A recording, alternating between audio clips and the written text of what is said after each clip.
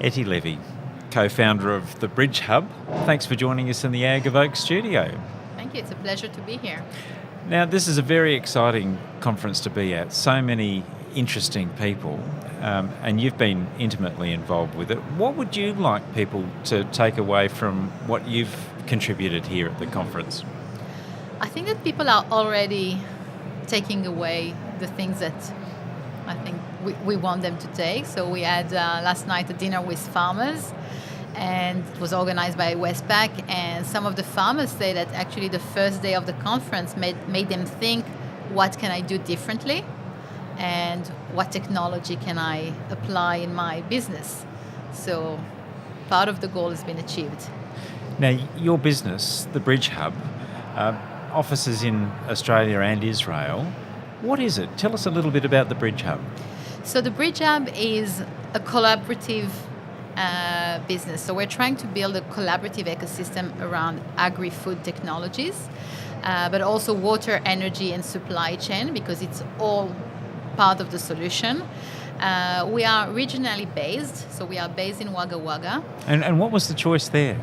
So first of all, to lead the way, because you can't speak about innovation in agri and food and sit in very nice office in the CBD of Sydney or Melbourne. Okay, you have to be connected to the people that you want to bring value to. So Wagga Wagga was an obvious decision for us.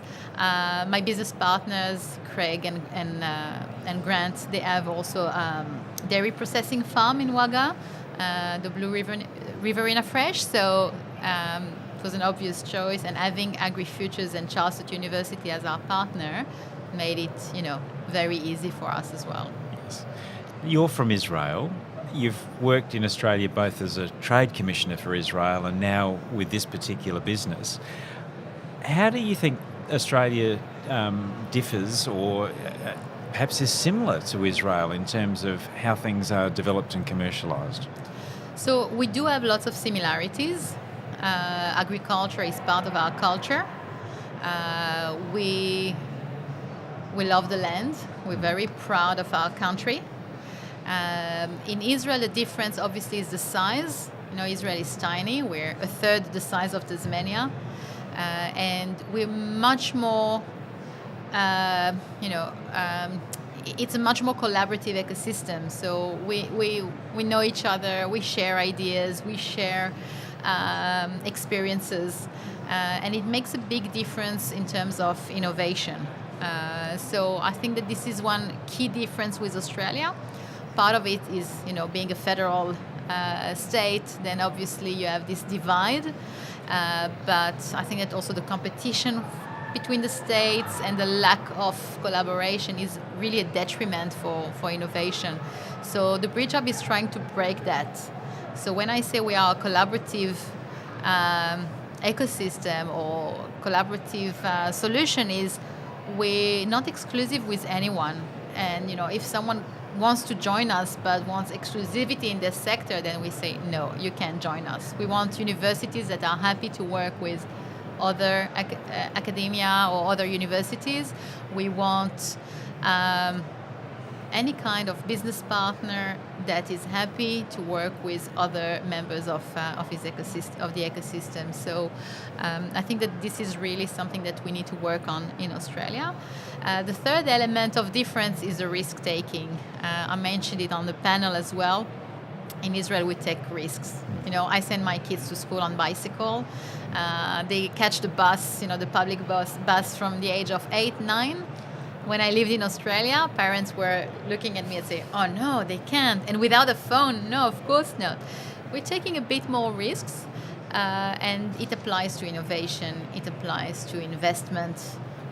So in Israel, the VC community will invest in very early stage. I've seen entrepreneurs who came with an idea and, literally a presentation, and they got huge amount of investment. So the risk-taking is really crucial. That seems to have disappeared in Australia. I mean, growing up as a kid, I think it was a very different environment. I find it curious these days that it's not, but it's a great observation from you, and clearly that's a difference, and that's going to flow through to business and innovation and developing things in future. If you're not prepared to take risks, then potentially you really limit yourselves. You put barriers up. Yeah. It's you need to take risk, and you need to think about the long run, and not about just about yourself and your business, but about the community, about something a bit broader. Because sometimes you will evaluate a technology and you will say, oh no, it's going to happen only in 5 to 10 years, it's not for me. Think about your kids, think about the next generation, think about your industry. Okay, you can be a leader in your industry and make the change that will benefit not only you, but a whole range of members of that community. So now you're working with Austrade to deliver boot camps in Israel for startups. Can you tell us a little bit about those and what you hope to achieve through that exercise? So Austrade opened 5 landing pads a couple of years ago. Actually, the first one to be announced was the one in Tel Aviv, because they recognized the importance of being connected to such a vibrant and such an innovative ecosystem. And what we do with this boot camp is that we're taking Australian startups to Israel for 10 days, very intensive and hands-on program where they can be exposed to other businesses in the agri-food space to see how they look at the future, how they're building their business. They will be meeting with investors and hear from them, as a global investor, as very experienced investors, what are they looking for in startups? What we want to achieve with that is really to broaden their lenses and to make sure that when they build their business, they benchmark it not with the Australian ecosystem, but with the global ecosystem.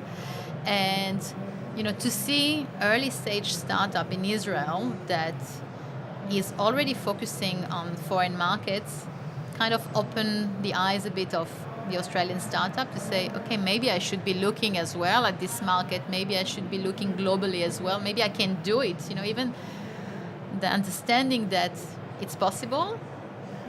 So these are part of the thing that we want to achieve with the bootcamp. It goes back to what you were talking about earlier, though, with being prepared to take a risk, because startups are inherently about taking a risk, aren't they? And lots of them fail.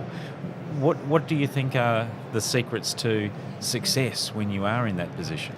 So first of all, failing is okay. And if you look at the statistic in Israel in terms of failure, they're quite similar to the global statistics. The thing is that we don't make a big issue of failure and we accept it. We actually encourage it. I mean, if you go to an investor in Israel and you've had 3 ventures that failed before coming to him, your chances to get an investment are much higher, because the assumption is that you've learned from this experience and now you're much better. So that's not seen as a negative. Entrepreneur. No, on the contrary, it gives you good points. It gives you credits. Same goes with the government. We fund innovation. We have the Innovation Authority that gives grants for innovation. If you fail, you don't have to return the grant. If you succeed, when you have sales, you need to return 3% per year. It's kind of a soft loan. If you've had 4 applications, you've had 4 grants, you failed 4 times, and you come and you ask again for budget from the government, you have carte blanche. No one looks at your record because it's a new idea, a new initiative, and it's evaluated, as itself without looking at, the background of your failure. That's a very different way of thinking, isn't it? It is, and I think, in innovation, that's the way. Yeah. And in terms of some of the innovation you've come across in recent times, what are some of the successes? I mean, how do you recognise true innovation as opposed to what looks good? So I think that the key element is it solving a problem? Okay, so, and for that you have to understand the problems. You have to meet the farmers, you have to speak to the food producers, you have to be involved in the supply chain. And once you understand the problems and the challenges, then you can see a solution. It can be a solution from a totally different area. It doesn't have to be an agri-food tech startup per se. It can be a startup in nanotechnology. It can be a startup that is focusing on medtech but can be applied to agriculture.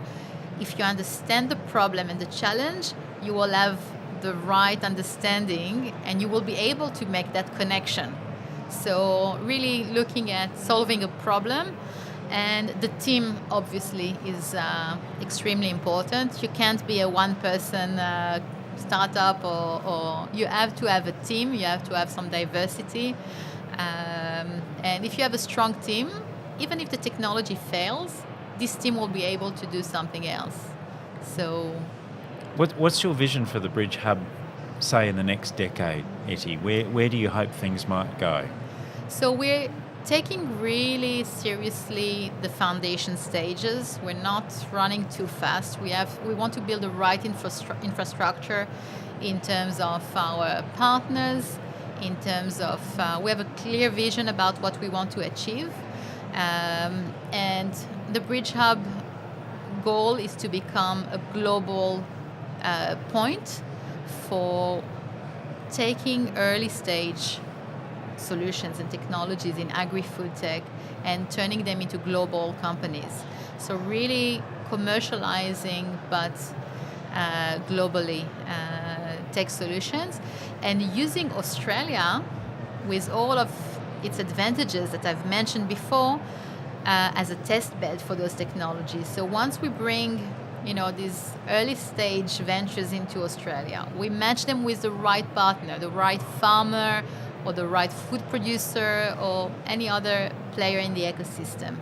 We make sure that this process of validation of the technology goes well, and there's a lot to bridge in that phase because the mindset is different, the priorities are different, everything. So we are there, hands-on, helping this process to happen. Then we will want to, take part in that venture as well. And it can be startups from Israel, it can be startups from Latin America, it can be startups from anywhere, because Australia has so much to offer. So it's a great place to scale. And you feel optimistic about the future here in Australia? Extremely. I'm excited. I'm passionate about what I do. I've got an amazing team. My partners are really the best I could wish for. So, and having Agri-Futures and the support of John and Kay and Charles University, we're very privileged. Ethy, Levy, all the very best with the Bridge Hub, and thanks for joining us in the evokeAG studio. Thank you so much.